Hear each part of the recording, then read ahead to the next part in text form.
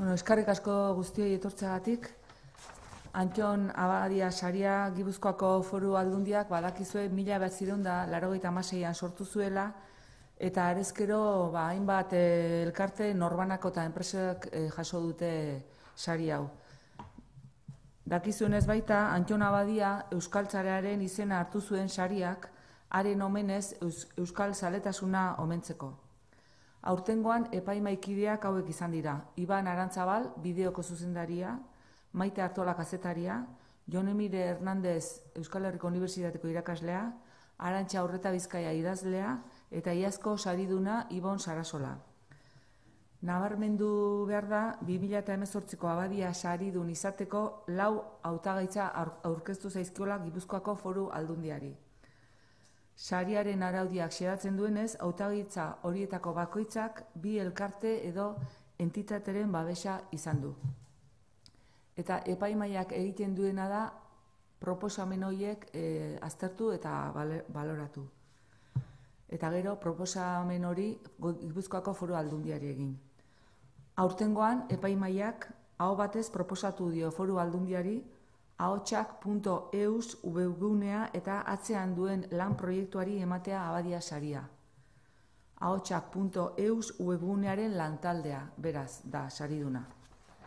Epaimaikidek saria emateko azaldu duten arrazoia izan da, Euskal Herri guztiko eta euskalki guztietako ahozko testigantzak etengabe jaso eta eskumen librean jartzea egin dutela hauek.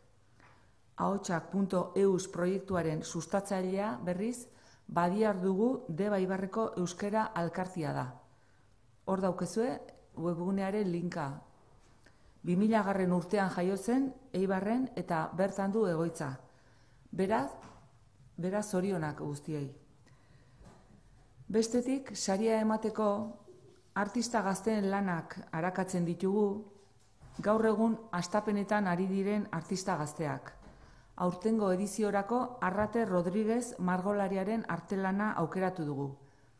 Errenteriarra da Arrate Rodriguez eta arte ederrak ikasi zituen Bilboko Arte Ederretako fakultatean eta gerora ilustrazioa Bartzelonan.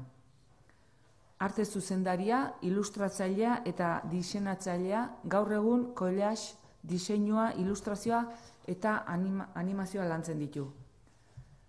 Arrate gaur hemen egotekoa zen gurekin, baina une honetan Mexikon dagoenez, handik bideo bat bidali digu bere lanaren nondik norakoa azaltzeko, eta bideo hori jarriko dizuegu segidan. Eta hemen daukezue, Arrate Rodriguezek prestatu duen margo lana. Eraikina du izenburua.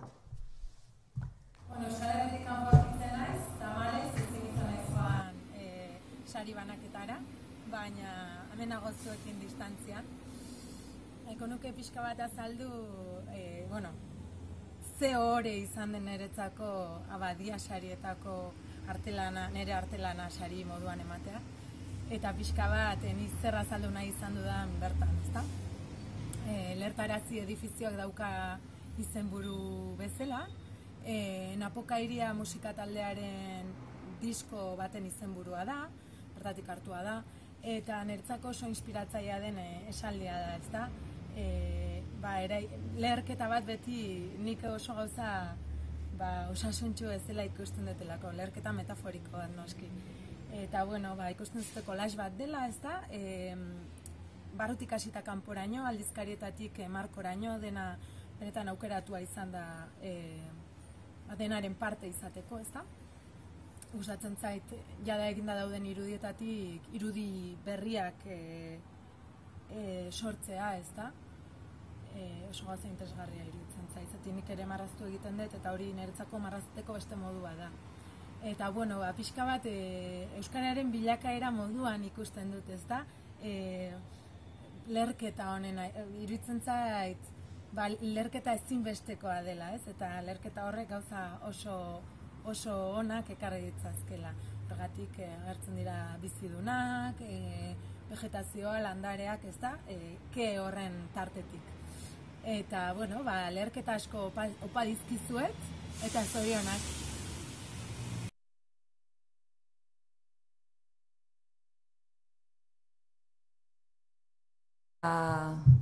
azken gauza bat, ez palima dukizu galdera ebintzat, asteazkenean, etzi, Euskaraldia dela eta Gipuzkoako Foru Aldundian elkartuko ditugu orain arte Abadia saria jaso duten norbanako enpresa eta eragile guztik. Eta argazki bat egingo dugu Euskaraldiaren aitzakitan. Beraz, konbokatuta zaudete datorren asteazkenean 11:30. Besterik ez da, hor dauzkezue Badiar dugu elkartearen linka eta ahotsak.eus arakatzea nahi bali madezu eta besterik ez.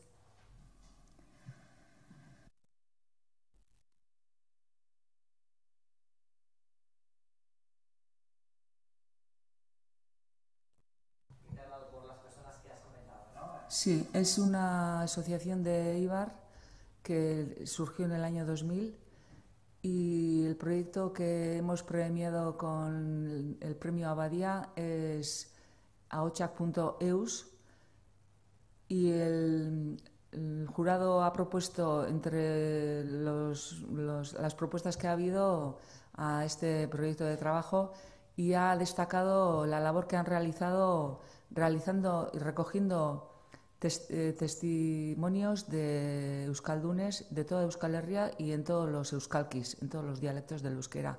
Y además los han puesto en libre, digamos, ¿no?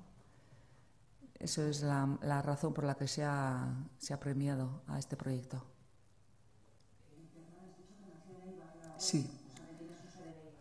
Badiar dugu Elkartea es una asociación que surgió el año 2000 y uno de los proyectos que tiene entre manos es este proyecto que se llama ahotsak.eus. En él se recogen testimonios de mucha gente de toda Euskal Herria y en los diferentes euskalkis.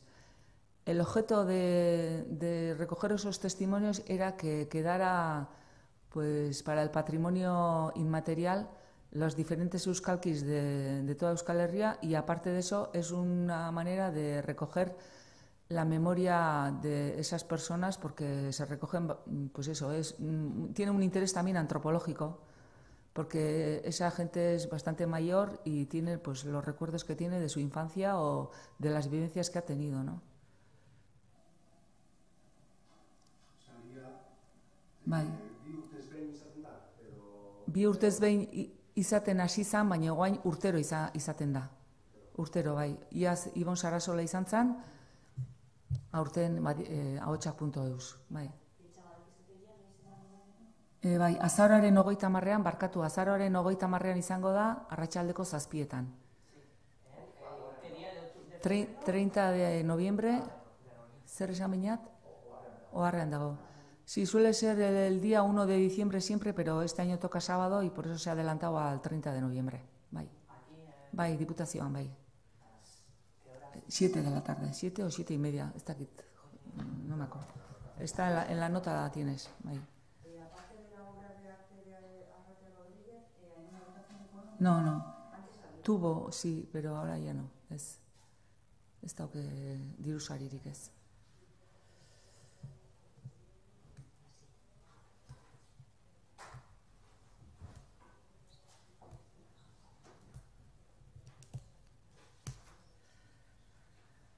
Eskerrik asko, danoi.